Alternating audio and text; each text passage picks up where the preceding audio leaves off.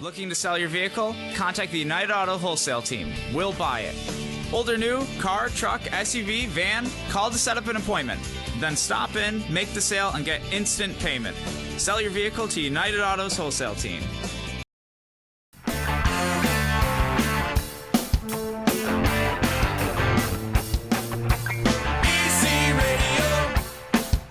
Disruption Networks.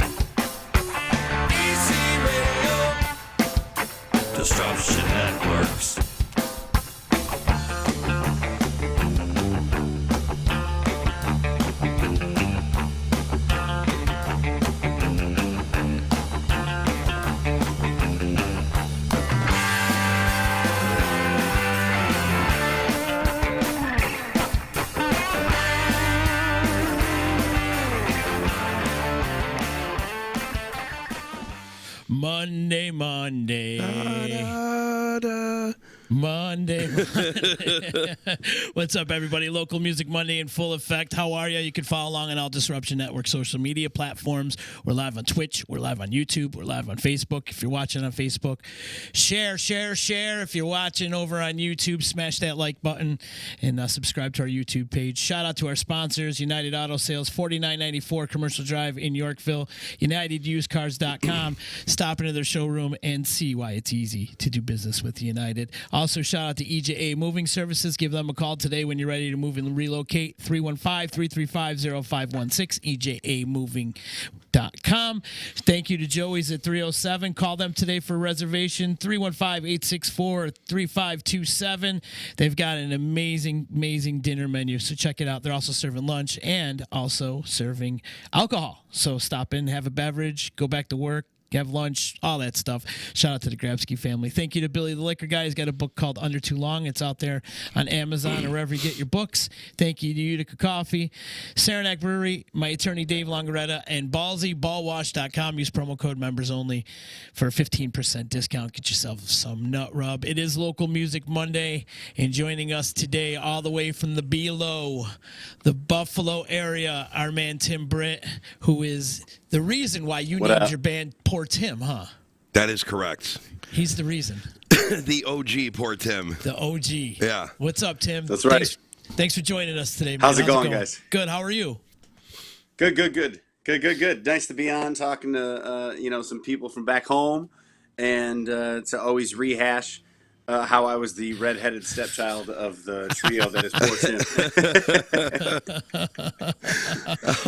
I feel so bad that he thinks that way, because it was not like that, you know? I mean, it wasn't like that. We loved you. You're our little brother, you know what I mean? But it was, you know, you just weren't as good as us. That's just how it is.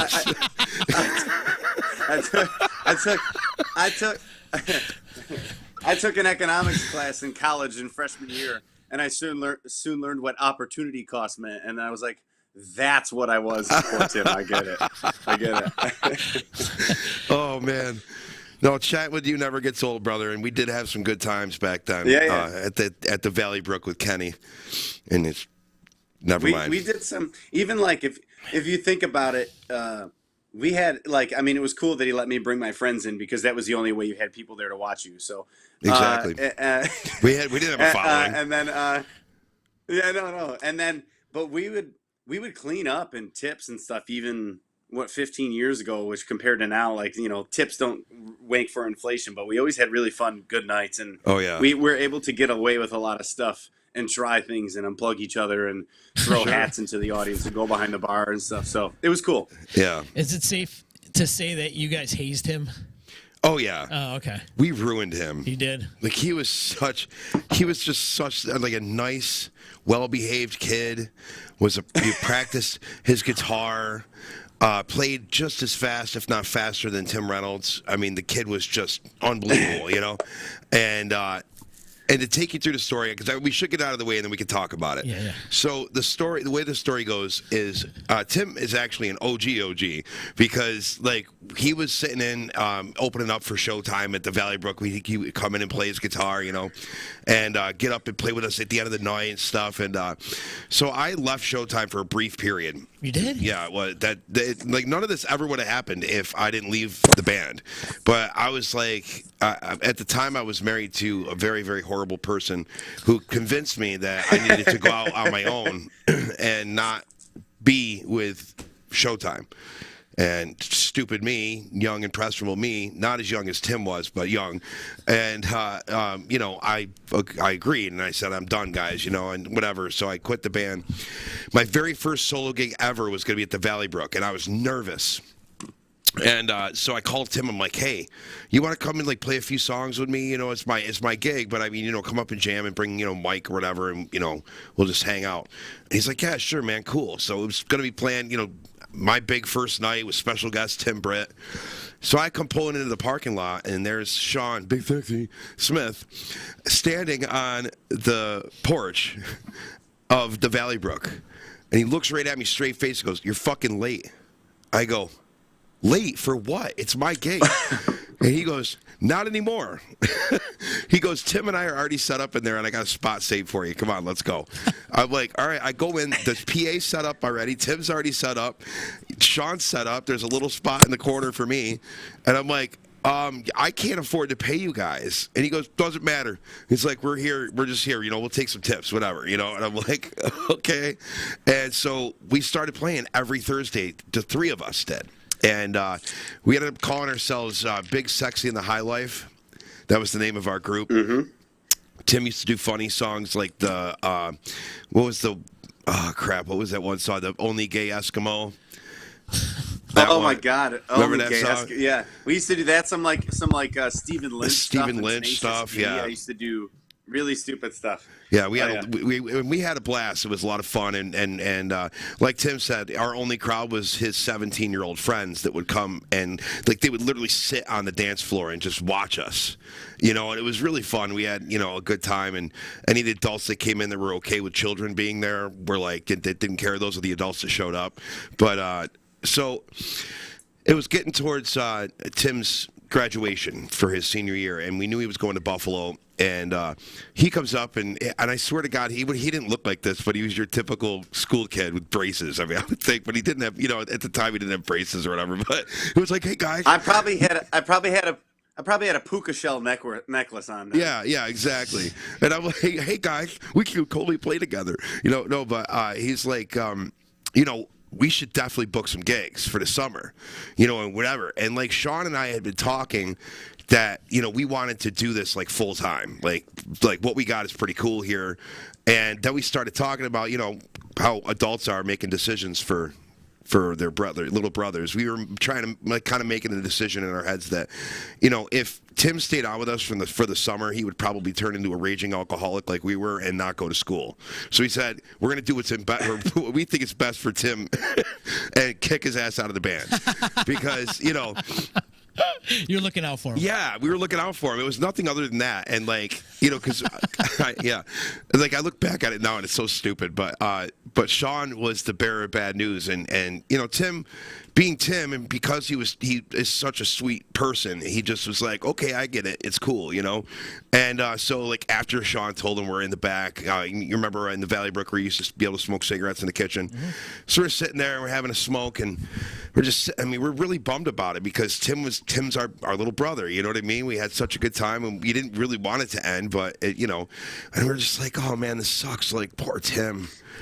Oh man, poor Tim, man. And then we just looked at each other. We're like, oh my God, are we really going to do this? And he's like, yep, we are. He goes, I'll tell him this one too. I'm like, thank you, because I can't do it with a straight face. So Sean walks out and looks at him and looks at this poor sweet boy and goes, we've come up with a name for our duo. And it's called Poor Tim. And here's sweet Tim, looks right up at Sean with his normal, little boy eyes. And he goes, fuck you guys. But I like it. And he turned around and walked away, straight face. It was so funny. And so that's how poor Tim got started. And then, of course, he goes out to Buffalo, sucks ass at school, and becomes a huge musician. So 15 years later, you still have the band name. Yeah, we still have the band name, and he actually is more famous than we are. He is. It's so funny from my perspective. I just remember feeling like that, one, I probably wasn't good enough in the sense that, and I get it now, is I probably didn't add enough to make it worth paying me. From a business sense, it just is what it is. I didn't sing really hardly at all, which is all I do now. I probably sing more than I play guitar now, which is a role reversal. And Justin is as talented a lead player as anybody on the planet. So I'm just like the guy that's there that's cool. Maybe because I'm better looking than the two of them, it would help. But that's true. You are giving yourself a little bit here, bud. And I got it. I got it, but I just was like, well, you guys don't have to pay me. I'll just play for free. And then I remember Justin being like, no, and Big Sexy being like, that's not how you do this. Like, you have to make money doing what you do is good, and you should do it on your own. And I remember Big Sexy looking at Justin going, he's too much of a pussy to tell you, but you're not in the group anymore. I was like, oh, okay. True story. And then Big Sexy took a list of songs, and he said, learn these and learn them vocally, and then schedule a show with Kenny on your own. And I'll tell you the night that you're going to do it. And I did a 4-hour gig on my own, and I had barely been singing. And I had to have like friends come up and sing with me to get through the night because I just didn't have enough music. But then ever since then, I've basically been a solo artist outside of my band playing, and then always kind of jumping up with them when I come home.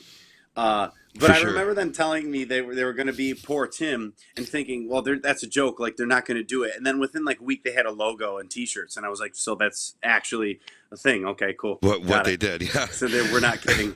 They were not kidding about that at all. But we really did feel bad, though. Like, we were really sad in the back room. like really, Sean doesn't get upset or sad or about anything. He's usually just like, whatever, let's man up and deal with it.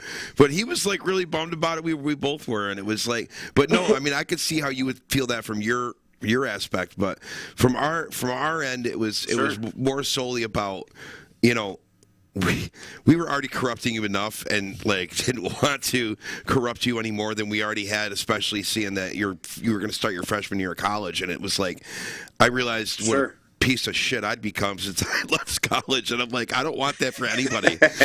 I don't want that for anyone. It's fun. Like, I never thought of at that moment. I'm like, I'm uncorruptible, so I'd be fine, guys. Right? I'm sure college did its number. Yeah, and college did its number on me too. Like, it takes one frat party to play on the same night as a mixer and the same night as stripper night, and I'm singing Sublime What I Got in a basement where there's black mold on the corner, and like I'm thinking about like. I'm like, well, I wonder if they're going to take my dollar bills out of my tips to put in the stripper's underwear or something. Like, obviously, this is a total different world than Utica, New York is right now. But, it was I always somehow, like, if I talk to people, I hear a reference where I got started, I can like instantly go to the Valley Brook and like talk about stories and being unplugged and learning the songs and learning how to smoke Dejarum Blacks. Sorry, Mom, if you're watching this. Oh, yeah. While there's snowstorms, so no one's at the Valley Brook, so we would play darts for 4 hours, and I learned how to play bar darts. And then I learned, like, it sounds funny, but, like, I learned musician bar etiquette. Like, for sure. Always negotiate this. This is how you talk to bar owners. You always want to make sure that you ask people to tip your bartenders. Like, some of that stuff gets lost on musicians that don't have, like, not that it's a hole in the wall, but a hole in the wall bar that you play in that you get your training in, if there is such a thing. I mean, I know a lot of guys out here that like don't get that and didn't do it at 17 and didn't do it at 18 when they do homework in a bar with seasoned vets like those, like Justin and Big Sexy, and being told no or being told yes, or they just always hear that, like, they get pats on the back and they're always good enough and all this. And I'm like, yeah, you don't do that shit in bars. Like, you don't do this. Like, that's not what we do. I would I'd feel bad if Justin or Big Sexy saw how I acted being taught, or just like, that's not what they did. And you guys always got gigs on professionalism and your talent in twofold, where some guys just get hired for talent, but they suck as business people. Yeah, sure. So it was always a training and a learning experience. So it's always my favorite stuff to look back on. I always love finding old videos or old pictures on my Facebook of us at the Valley Brook. Oh my God, we were all children. I mean, we were all children. It was crazy. Mm-hmm. Like, I look back, and obviously I didn't have any facial hair, and I actually had hair on the top of my head. That's how long ago it was, And we figured it out. 17 years ago this year. Wow. That's right. I just turned 34 in November, and I was a senior in high school. So it was 17 in October we started. Yep. We went all the way till May when I graduated, and then you guys took summer, and then I started doing solo stuff at Valley Brook and where else? Maybe some of the park in Whitesboro and some other solo gigs. Like I would played up at Hartford Eddie's that summer. Yeah, wherever Poor Tim would go, I'd just call those places and be like, yeah, they are named after me, so if you want to hire me, you can give me solo. Well, it was funny, too, because when he came back from Buffalo, like, he would come back to visit, and you would totally see posters up that he would place, because he'd book gigs when he came home. You'd see posters, and it would be like, Tim Britt, and then underneath it in smaller letters would be the inspiration behind the name Poor Tim, and I'm like, yes! Oh, what a marketing ploy. That's amazing. Well, he learned the music, then he learned the music business. For sure. Those 2 summers. Yeah, and it was, it was pretty cool. I mean, we had a really, really good time, and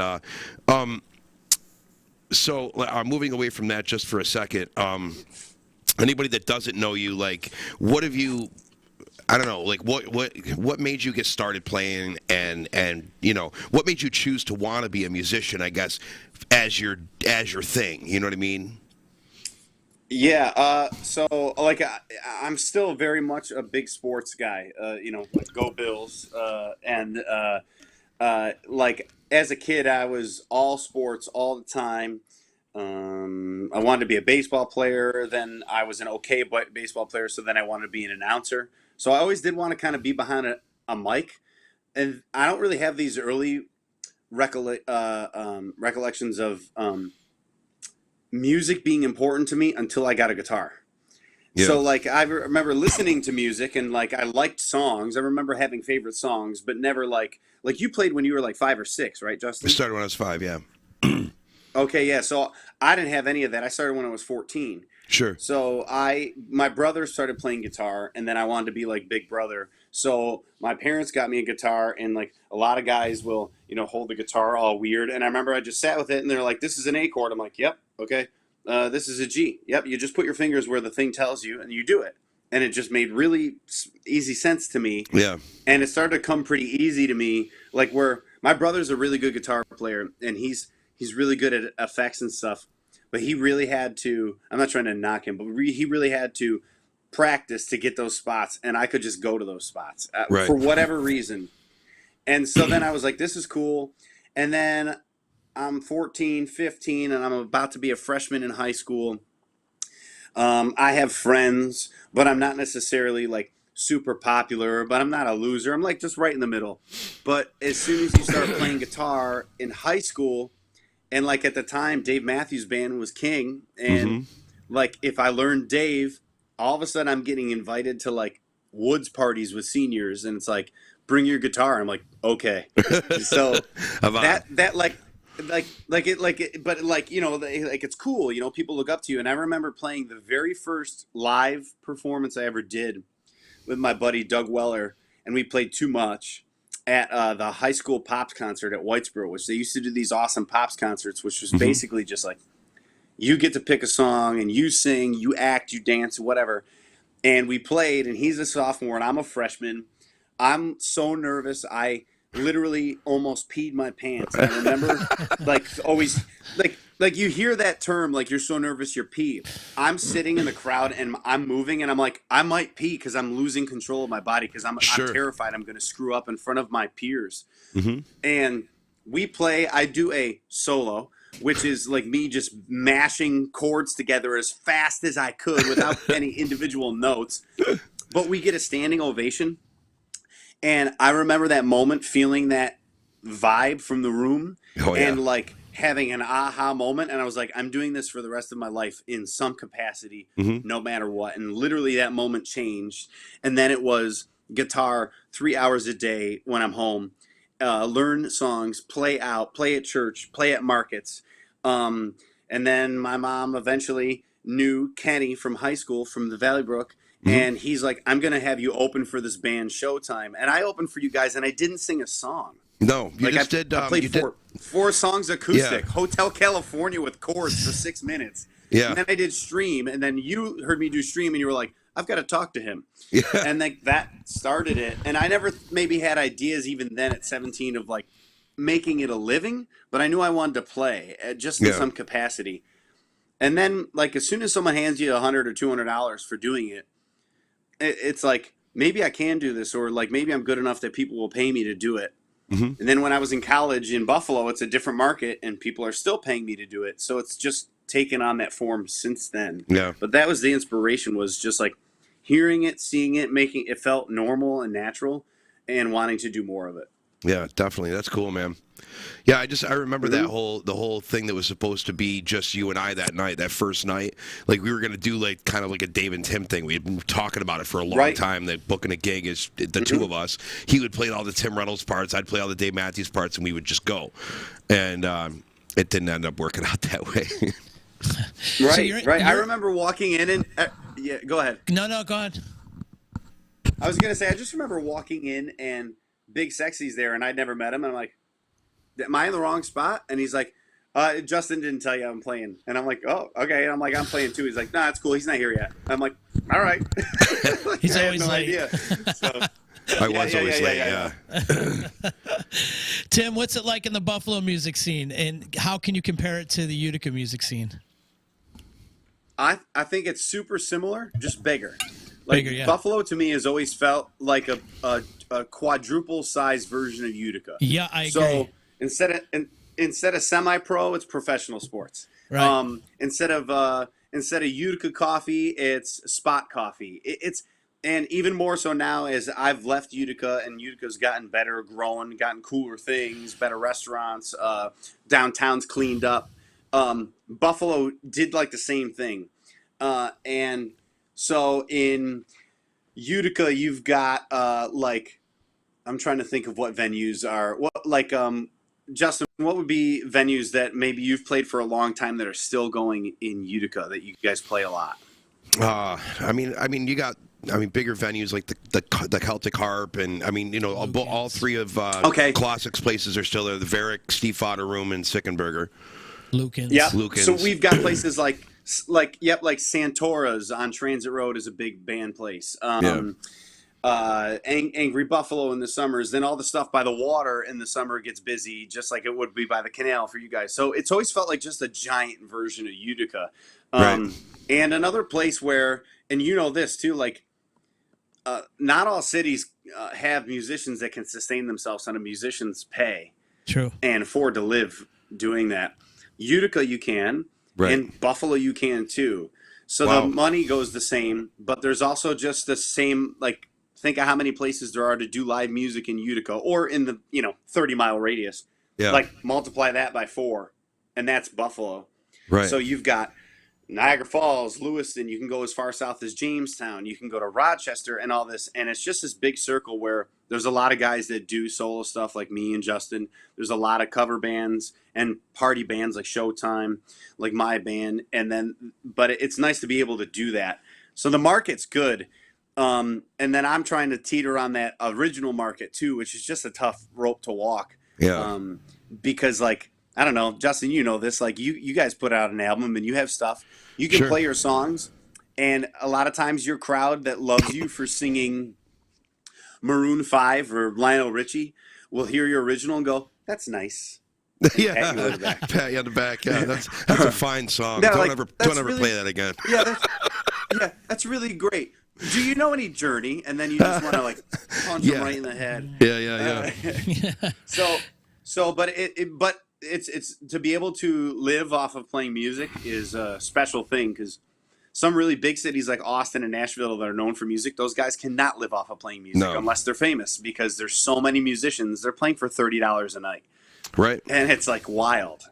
But, so it's like the trade-off. So I think the scene here is really nice.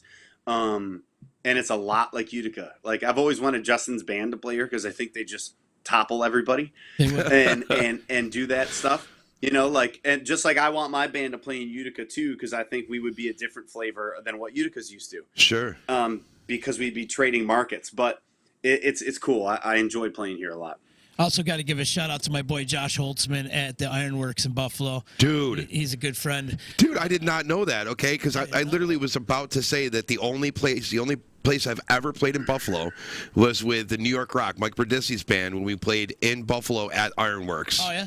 After one of the games, and like we were told we got to get up on stage at like a certain time because you can't move in the place, because once the hockey game let out, like everybody goes to Ironworks, and we had to start playing. So we're sitting there. It was just the 3 of us or 4 of us, whatever, 5, I don't know, however many guys are in the band.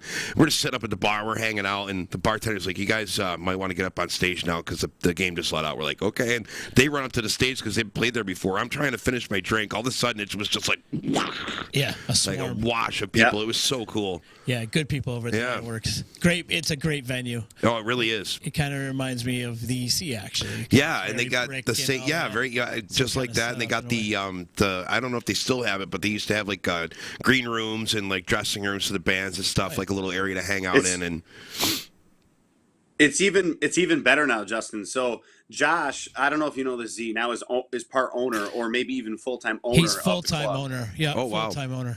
Okay. So as he was transitioning to like from manager to part-time owner, the upstairs of Ironworks, I mean, that building's like from the early 1900s, late 1800s. Mm-hmm. The upstairs, they did have some green rooms, but they've like, I don't want to say gutted, but they cleared a lot of that out. They made a separate green room for like opening bands, which like, Justin, you'll know this. You don't get that. A lot of times it's the hallway, and it's like, don't touch food. Like they've got multiple rooms.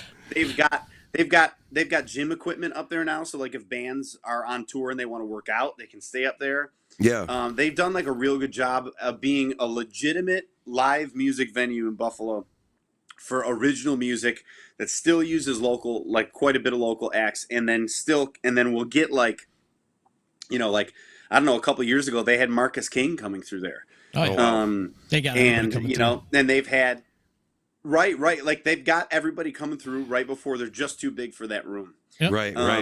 And that's so cool. And they're so like Josh has done a lot to make the original music scene here be something that people actually might want to check out or be viable. Yeah. And then now his production company doing these festivals, they did a lot of like drive-in movies with original bands. He works closely with Aqueous, who's like this incredible jam band here from Buffalo. He was their tour it's been manager cool for a to while. like see a spot. Was he? Yeah, he was Aqueous' right. tour manager. Oh, yeah. cool. Yep. So Josh is a good dude here in the scene. And anything he touches, like if his name's associated with it, you're like, I should try and get involved in it. Yeah. Like, like it usually pays off. Well, I mean, the cool thing, I think, original wise, like you said, the fact that you have an original venue that's that large, that many people go to, is really, I mean, hats off to him for doing that, because, I mean, you have to have, I think to have an original venue, you have to have a certain vibe that people are going to gel with. Even if, and it's going to not matter what music you're playing, and they're going to get into whatever, because the vibe of the place is just so cool that it doesn't matter. It doesn't matter if you don't know the song. You're going to get into whatever band's playing, because you know that the bands that they're hiring are good and talented, and they're not just run-of-the-mill, oh, you play originals, please come in here and play. I don't care. I don't need to hear them. Just come in here and play. Right. It's not like that. There's like some, you know what I'm saying? So I just think, I mean, and like you said, he turned it into a production company, bringing bigger acts in there, and that's, I mean, all of it is all part of it, but yeah, and Cobblestone Live, it's a big festival that him and his partner Gracie put on every year. That's cool. It's a really awesome festival, and I work close with them for Borderland Music Festival. We do in September every year, so lots of good people. Especially, also we got to give a shout out to everybody on Facebook right now. We got a bunch of people checking out. Speaking of awesome people, our listenership every Monday that's with us through thick and thin. Thank you guys for your support. If you're on Facebook, click the share button. I don't know if they still have it, but you gotta shut that off, pal. Who's it? Me? Oh shit! Yeah. No, that's me. Oh, I was just checking to see who's watching, but I muted it. All right, cool. Got to give a shout out to Motorlord. I'm rocking the Motorlord shirt. Yes. Today. I got it. I'm rocking it. I love it. Love those boys. Got to say what's up. Say what's up to Joetown. My mom's on. Moyer's checking in. Now his Monday's complete because of Local Music Monday. We didn't even have to say his name back there. Like, I know he did now, but like back when he wrote the comment, we didn't have to say his name, and he just checked right in. We love him. Yep. Tim's doing great, man. Got to give a shout out to John Caprero and Tammy saying hello. Hi, Tammy. Thank you. That was a great picture you had of her yesterday. Yeah, that was a lot of fun. To see her up and dancing was like the coolest thing in the world, man. Like, she's just up and she's doing it, you know. And I'm like, I mean, you rewind back to like 6 months ago, and she couldn't even get out of the wheelchair. So. So nice. It's good to see. Nice. I'd like to see you bouncing back there, Tammy. Sending you positive vibes, always, always. And then John Capero's saying, go UC. So thank you so much, everybody checking in. So, Tim, we got to get you guys hooked up here in Utica. That's what we got to make it happen. Maybe they can open up for you guys one night. Yeah, I mean, that would be cool. I mean, I'd love to do something like that where, like, we go into each other's markets and stuff, you know. It'd be a lot of fun, for sure. You should. I think it's important to share. Go ahead. We came down maybe a little while before the pandemic. Maybe the year before, and the end of winter, we came to Utica. We played at oh my gosh, Lucan's, and then we went to Lucan's. Then we went and played in Saratoga right after that. Oh, so cool. I think we've been meeting to try and come back down, but the world took a shit for 2 years, so it was so tough to get back into markets because all the markets want to use their own people, or did for the first 2 years out of it, to feed their own. I get it. Everybody here in Buffalo wanted to just hire Buffalo guys, But it would be awesome to get back down. But it would be cool to do a split show. We got the rooms here where you guys would do well, or vice versa there, and I can always crash at my mom's house, so it's always easy for to sure. go back home. Definitely, man. I think it's important. I used to tell a lot of bands that too. It's if you want to get outside the area, connect with other bands in other markets. For sure. Trade shows with them. It's the best way to do it. Yeah, that's grassroots style. Yeah, right. We're trying to get back into. I know that it's not in Buffalo, but the Seneca Niagara Casino, we used to play a lot out there, and we're trying to get back in there. So I'll let you know if we start playing back there again. It was so much fun to play those places, and Tim would walk in and just see somebody a familiar face, in a place where you're meeting all these new people, and oh my God, Tim's here, So we would give him a call every time we would roll into town. So nice. Tim, you got an album coming out, is that correct? Yeah, so we don't have it finished, but so what we're doing right now is the old days used to be put out an album, 12 songs, and see what happens. Now, no one's got the attention span to listen to 12 tracks in one shot. So sad. So it's pretty much every 6 weeks, and it's a weird thing, but you got to compete for streams. That's just how it goes. It is. So we're kind of on this 6 to 8 week cycle. We released a song in October. And then winter hits, so we let that go over because you don't want to compete with Christmas music because you'll always lose. And then we just released the second song at the end of February, and we'll probably be putting another one out in the middle to end of April. We're recording 4 more in 2 weeks here at my house. Our engineer that we work with is real mobile. And we'll just set up in my basement and put mics all over the basement and get as many room sounds as we can. And then we'll have 4, 3, 7, and then we'll have to do another session of recording probably at the end of summer. It's so hard to work on music in summer. That's when we make all of our bread. So you're just playing. Yeah. So it's leading up to that. And then I hope to have it for fall release, the album itself. All the songs will then be compiled into a compilation on the album, and then we'll do a legit, release party. And cool. I want to print vinyl, and we've got the album cover designed and everything. So awesome. It's leading up to it. It's just it's a process to get there, but I'm excited with how things have sounded, and we just hammer those songs every night we play, regardless if it's cover night or original night. We're playing at least 45 minutes of our own songs every gig we play. So. It's fun. It's nice to be finally doing it. I've had some of these songs for 10 years, but sometimes it just takes that long to put them down. Sure. What's your home venue? I want to back up a little bit, talk venues. What's your go-to place? The one that there's going to be support in the crowd and right now. So, as a solo artist, as a solo act, I live close to this town called Williamsville. Yeah. And I play at this brewery called Brightsmith and this little bar called Creekview. And I got a little following there for whatever reason. And if I play, it's usually wall to wall. Wow. And you can't move in it for 3 hours. And it's like the same. I play the same songs. Like, I all want the same, but like sometimes that's just what that crowd wants. They know exactly how I play them. I put people's names in the songs. Like it can get like really fun. It reminds me of like days at Valley Brook. Like I got people that deliver me drinks that I don't ask for. There's a couple people that will bring a bucket around and like be like, tip this guy. He's gonna play longer. Like there's been nights there I've played for 4 hours straight because it's just how it goes. Yeah, you know. Now with the band. We've had a good little run at. I'm actually wearing. So this is a Thin Man Brewing shirt, just trial by Wombat, but it's a Bills inspired Wombat. So cool. We play at Thin Man Brewing and Tapo out in Chandler Street in Buffalo, and we just played there, and the room was great. And it's a good live music room, and we do pretty well there. And we've had some success, and in the summer they do like that series, but they move it to the street and they put a elevated stage across the street, so you're playing to the restaurant, and then by like the end of the night, the crowd dances in the street and cars can't drive by. So it's cool. We've had some good runs there, I would say like that the breweries always work out well. Hamburg Brewing, I've got a really good following at Hamburg. 42 North, which is a big association with Borderland. Yep. I've always done really well. And East Aurora, that town, I love is that like, town. Yeah, man, seriously. those people it's fun because it's an open container town. That speaks for itself. Oh yeah. But that town is a go out, listen to anybody town and applaud for every song. Yeah.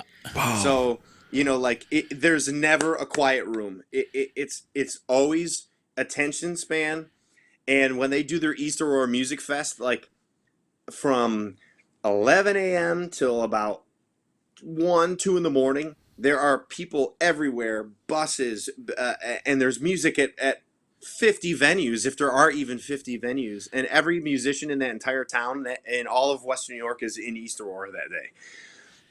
So wow. I don't know if I have a home venue in that town, but that town always responds well to stuff, and like they're the ones that like instead of coming up, yeah, dude, it's cool. They're the ones that are like, they don't ask you to play Journey. When you're done playing Journey, they're like, hey, could you play When You're Own? And you're like, yeah, sure. Wow. I'll definitely. So it's cool. I like that spot a lot. Plus, East Aurora is home of Bar-Bill, which is the greatest chicken wings on earth. Right? Am I right or wrong, Tim? The planet. Yes, thank you. Oh yeah, 100%. There's nothing compared to their honey butter barbecue. Like that's what they get. Shut up. And then I prefer I actually like their honey Dijon because that's my flavor profile. I don't necessarily know if they're better, but they're outstanding. Now I will say this: after living in wing territory for oh boy, how long now? 13 years? 13 years I've lived here. Yeah. I'll say after years of going to Cavallo's for wing nights as a kid, their medium wings are solid. Wow. I'll say it. They're solid. I'll say it. They're a good medium wing. Like, like everyone else always goes, oh, you don't know Buffalo, whatever. I think Cavallo's has great wings. I'll just say it just because that was part of my childhood, but all right. Yeah, East Aurora, man. East Aurora's got it. Wings, live music, beer in the open. It's solid. We seriously are living in the wrong place right now. I'm moving. I live there for a week every September. Oh, you're so lucky. It's an amazing cool little town. Cobblestone still in the streets. So open cool. Container, like you said. You can walk around, drink beers and whatever, and just the people are so cool. But there's something about Bar-Bill's chicken wings. They got it down to a science. Wow. They've got it down to a science. And Susan is chiming in right now. Never knew East Aurora was like that. Bar-Bill also has the best beef on wick anywhere too. Ooh, sweet. Oh. So I'm telling you, Bar-Bill is the shit. And what everybody's telling me too, locals are telling me that it's become a tourist attraction, that place. Wow. And like, you can't even touch the place. You got to get reservations or get there early just to eat a plate of chicken wings. It's crazy. Wow. We got like what will happen is like, so the Buffalo Bills all end up going there because every time there's a new guy or whatever, they're like, hey, on Twitter, where's the best wings? And it's Bar-Bill. Mm-hmm. And then we'll get opponents that are in Buffalo for like the 3 days prior to a game, right? That are like, y'all, the best chicken wings are in Atlanta and all this stuff. And they'll get team guys to buy 150 wings from Bar-Bill, send them to the hotel because they're all buddies. You know, they all know each other from college and stuff. Yeah. And then those teams, like, I remember the Falcons were in town this year, and like 3 of those guys were like, okay, no joke, Bar-Bill are the best wings I've ever had in my life. I can't believe it. And they'll just run right through them. I mean, I like when the like UB players or like guys are here, like draft players, they're all eating there and then going and working out. Like, it's crazy. You can run into offensive linemen there because they all want to eat there. It's crazy. Yeah, that's so cool. It's legendary. It's become legendary. And Tammy's saying when she went to the U.S. side of Niagara Falls, she loved the Anchor Bar wings, which Anchor Bar is like the home of the chicken wings, right? Isn't that where they originated from? Mm-hmm. Yeah, them and Duff's are like the two that will go back and forth. Anchor Bar is like the one that maybe started serving them as an actual dish to like purchase. And then I always like to think that Anchor Bar invented the wing and Duff's perfected the wing. Okay. But what's funny is like those places, at least in my head, like don't compare to anything that Bar-Bill puts out. They're just like the originators. Like, but that Bar-Bill has gone that much above it. It's like you tell people if they've been here, be like, go to Anchor Bar or go to Duff's, get the wings. And then go to Bar-Bill and get real wings. Mm-hmm. He's right. So it's funny. I'm not even paid by Bar-Bill, but I just like their food a lot, you know? Definitely. Do they have live music there? No, but so they own a sister restaurant right next door called Public 189. And they were doing live music for a while. Like, the pandemic changed a lot of that. But when they do the East Aurora Music Fest, they put a huge, like, you know, one of those white tents with the stage, full sound, behind those venues, and that's one of the bigger spots to play during East Aurora Music Fest. Yeah, it's such a cool little town. I love East Aurora. Big fan. So you're down there for that festival? Yeah, every September. It's always the second week or third week of September. Wow. And do you work down there or just go to party? No, I work. Oh, wow, cool. Yeah. I work. I work my butt off, Z, what are you doing for the festival? Are you running? Are you doing production, stuff like that? No, actually, I'm the parking lot manager.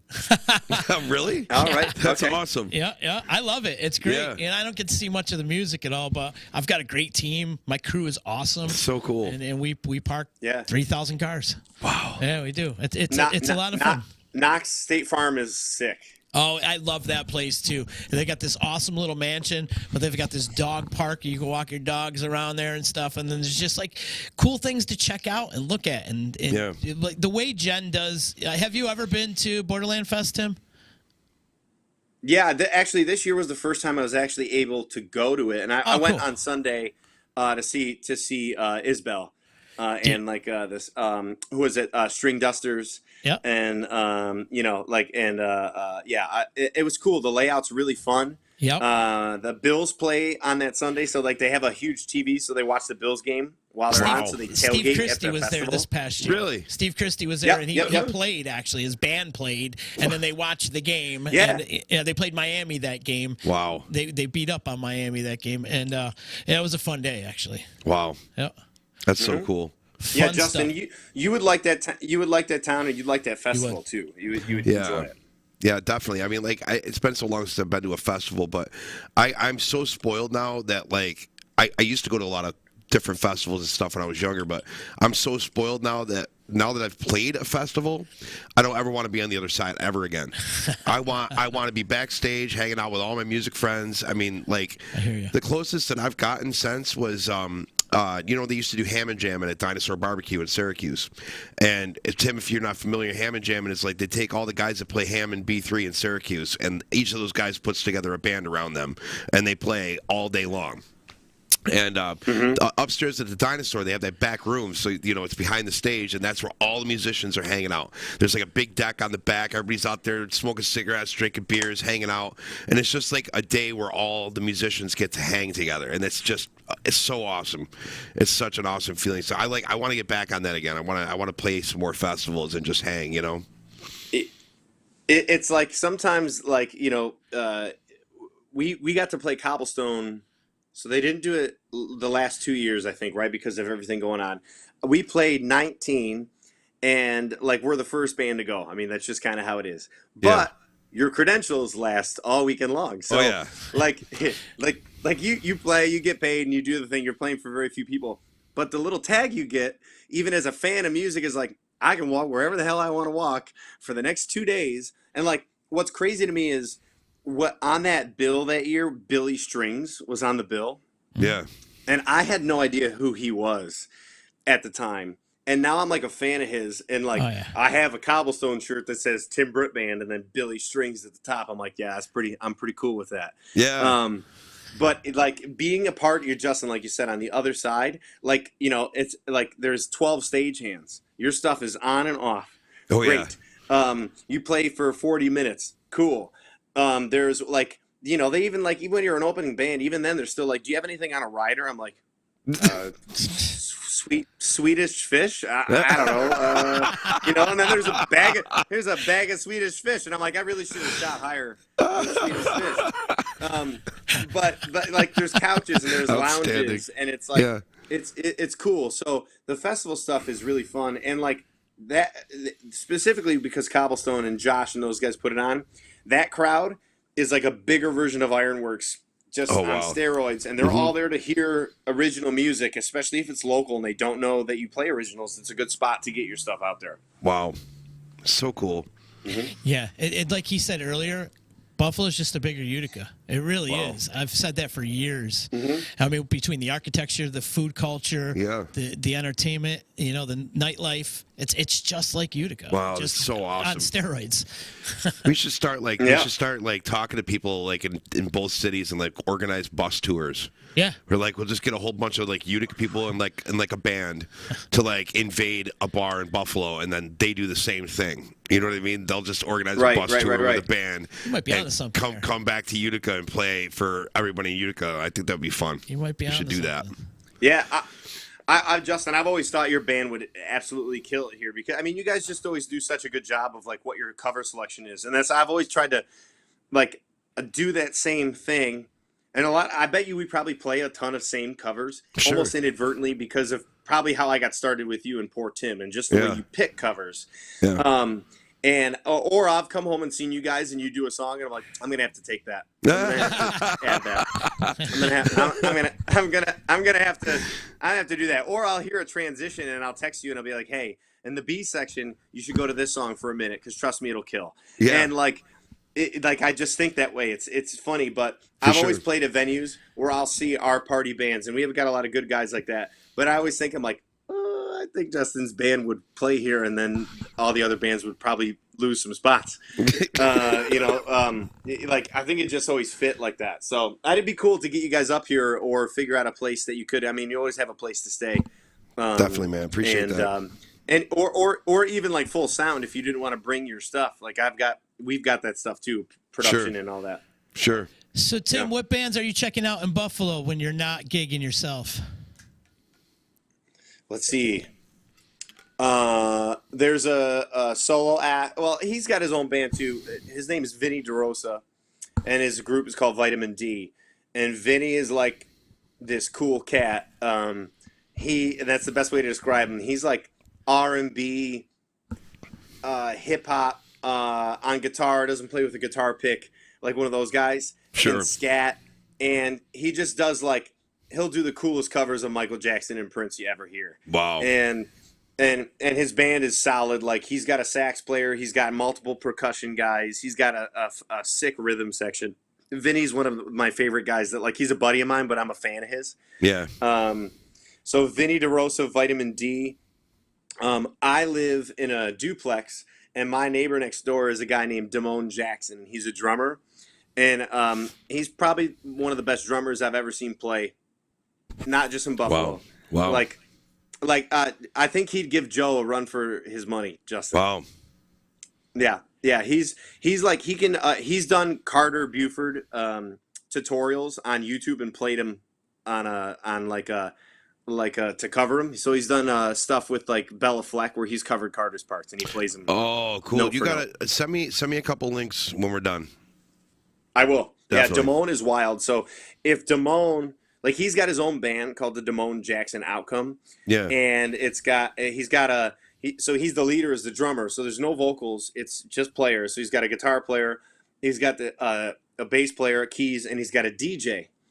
So they do all this kind of crazy stuff, a lot of time signatures, tempo changes.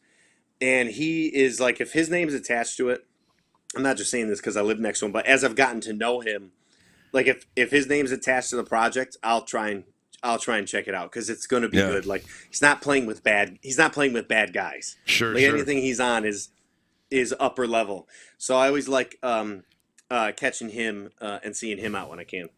That's awesome. There's a lot of great players in Buffalo, huh? Oh yeah. It's like Utica. They're like a bigger version. Like there's some guys that you see play here. I mean, like Jerry Livingston is here, and he was Talking Heads bass player for. Yes, and oh my God, who am I thinking of? Like a bunch of Rick James. Am I saying that right? Why am I saying this? Rick James, right? Yeah.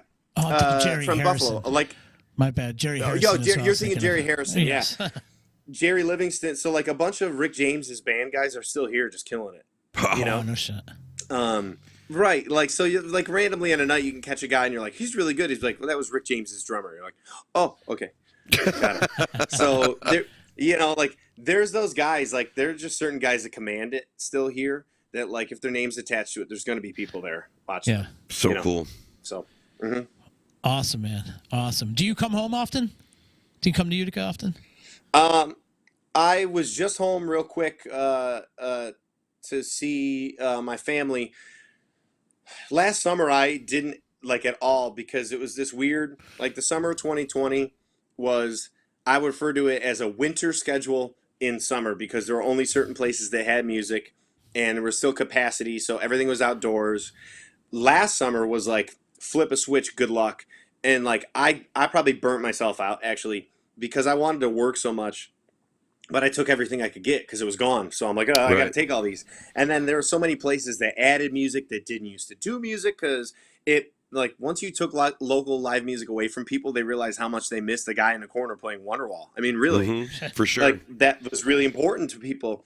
So last summer was really busy, so I didn't get a chance to come home. But now as we've settled back into a year that looks like what years maybe would have been pre-pandemic, I was trying to start traveling more and start hitting up places in Utica. So if I do come home, I have a place to play. And then places in Saratoga, Syracuse, Rochester. So I'm actually going to be at Seven Hamlets Brewing on April 3rd. Oh, cool. Oh, great. That's awesome. Yep, on a Sunday. So I reached out and I've wanted to just try and get a gig. So I'll probably shoot down that Sunday morning, play, and either come home that night or stick around till Monday. So Nice. I'll actually have a gig in town.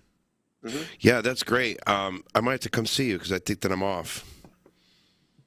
Yeah, So, it's a Sunday afternoon. I mean, if that's anything, perfect. you and Big Sexy could just come up and steal the gig, but I just won't pay you guys.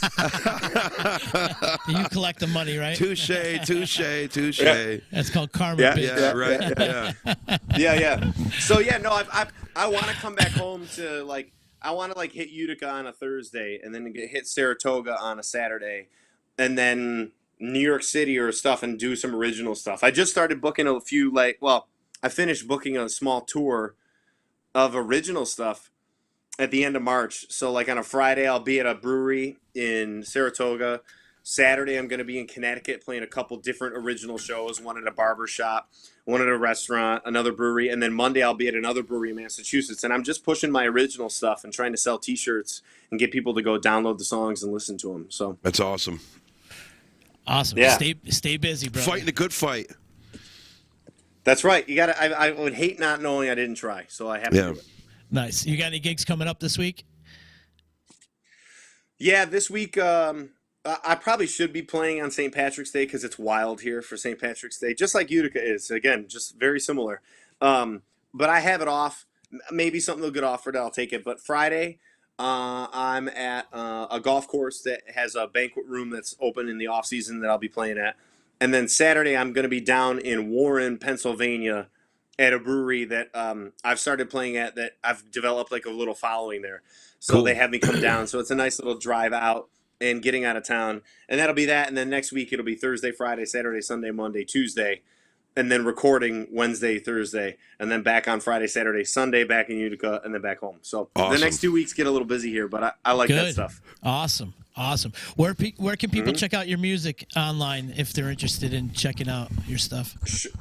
Sure. So I'll always push the band accounts because that's what we're releasing now. So it's at Tim Britt Band on Instagram, Facebook, Twitter, and under Spotify, Amazon Music, YouTube Music, Apple Music, all the releases will be under Tim Britt Band. So they'll all be full band versions of the songs that we're putting out, and even some stuff that I released before solo will now be that. But all dates will always be listed at timbrittlive.com, timbrittband.com, just to differentiate between solo and full band, whether it's cover or original. Everything will always be promoted on those avenues. Cool. So that's where all the stuff will be up. And then I always try to be active on social media, posting flyers of full dates for the months and where I'll be and where you can see me. And I'm always open to, places and suggestions. If people want me to come play or think we'd fit, like I'm always down to try and get into new spots. Cool. Awesome.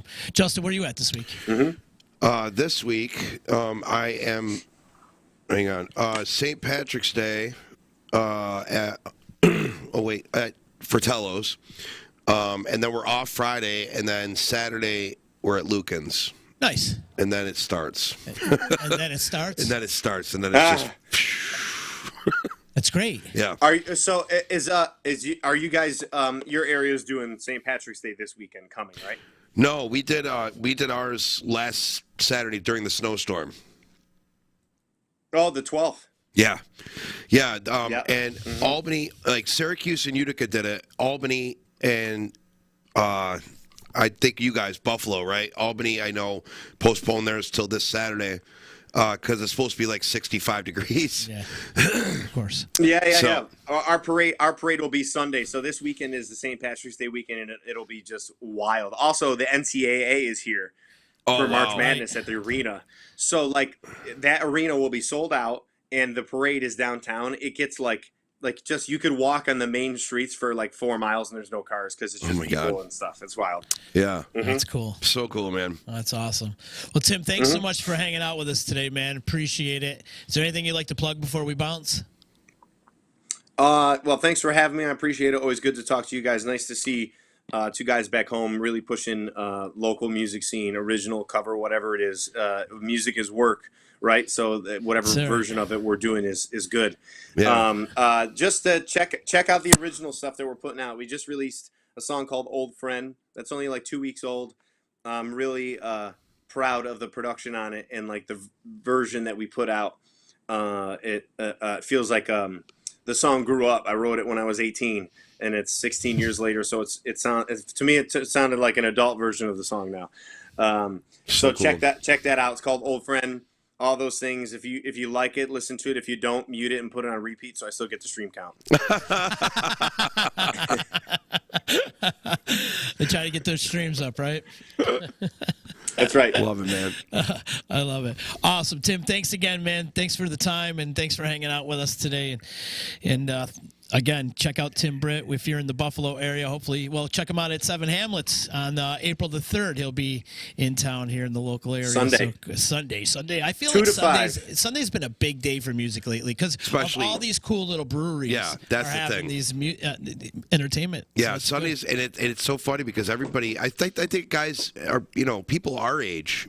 All of our age. Like I consider us all in the same kind of generation. I don't. But anyway.